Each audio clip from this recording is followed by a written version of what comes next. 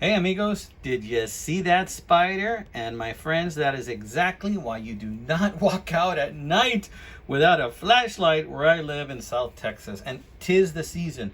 They're all over the place, my friends. All over the porch, all over the driveway. They sometimes make their webs from the tree to the car. So if you're getting something from your car at night, you have to be extra careful.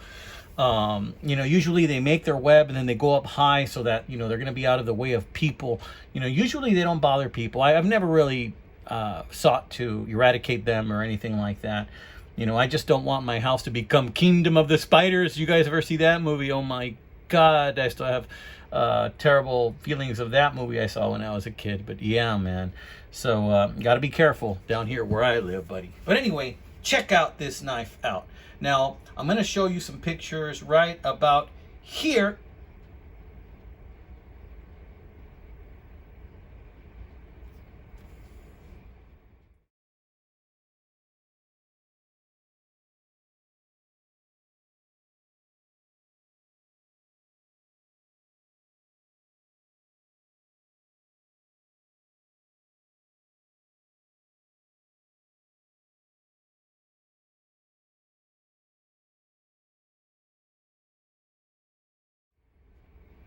Did you see those pictures?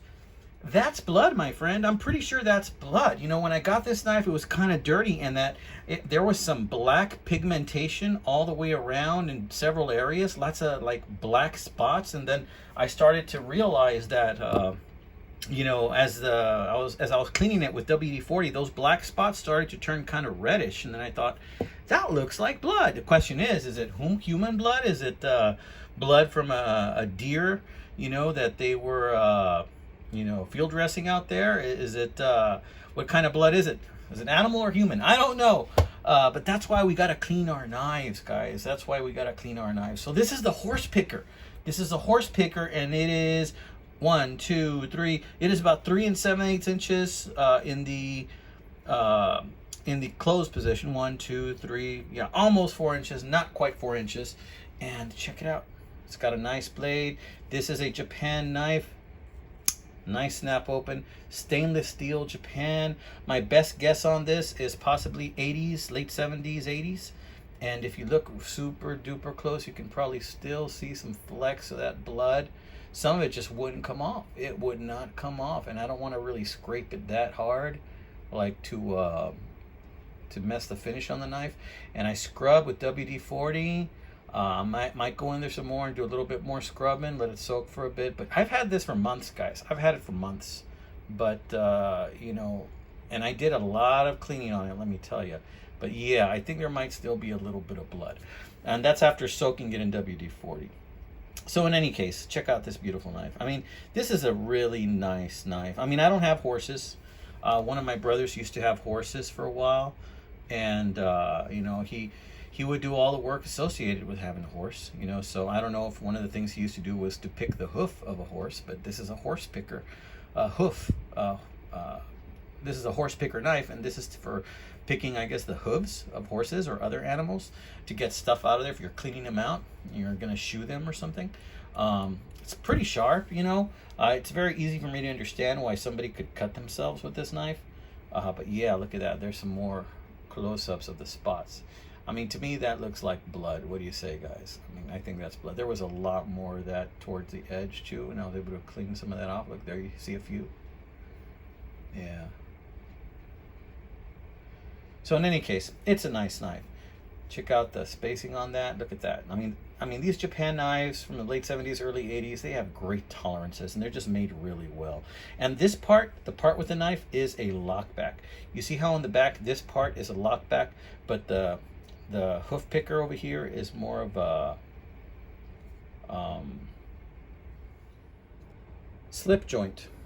So this part is a slip joint right here. It snaps really good. Really, this knife looks to have had very, very little use in its time, guys. Very little use.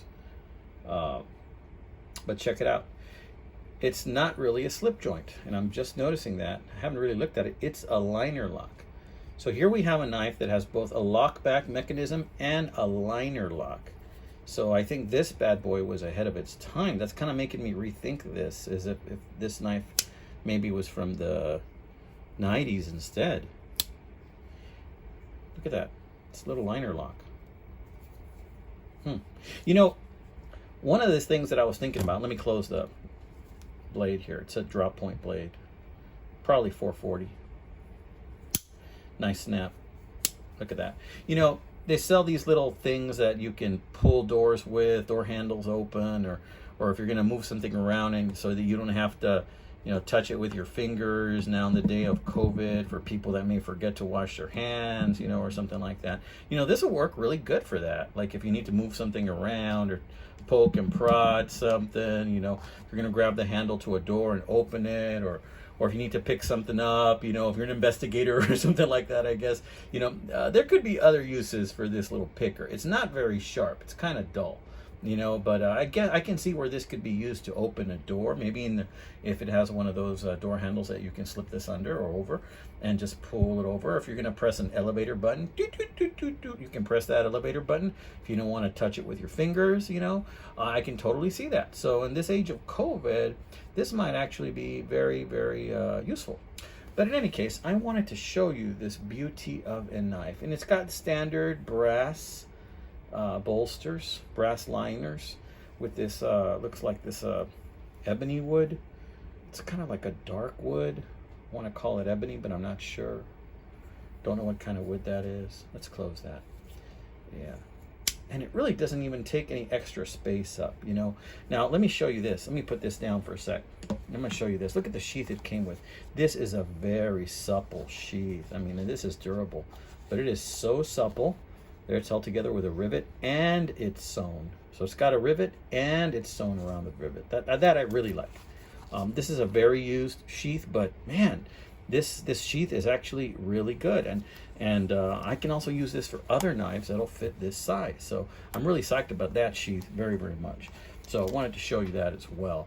I want to thank also all my new subscribers. You know, on this channel, I like to show knives that maybe you don't see every day. Knives that maybe people have forgotten about, but that are still out there for sale on eBay and in the secondary market, right? But look at this. It's a horse picker knife. Yeah. All right, amigos. So this has been another episode of The Knife Detector. And guess what? I never finished my fixed blade series. Never finished it because as I was seeing my viewer count, I started to notice one very important detail. My viewers prefer pocket knives. Okay, apparently my viewers prefer pocket knives because not too many people were watching my fixed blade videos. I do have a few more videos I want to make that are fixed blades, but I do have several pocket knife videos to make as well.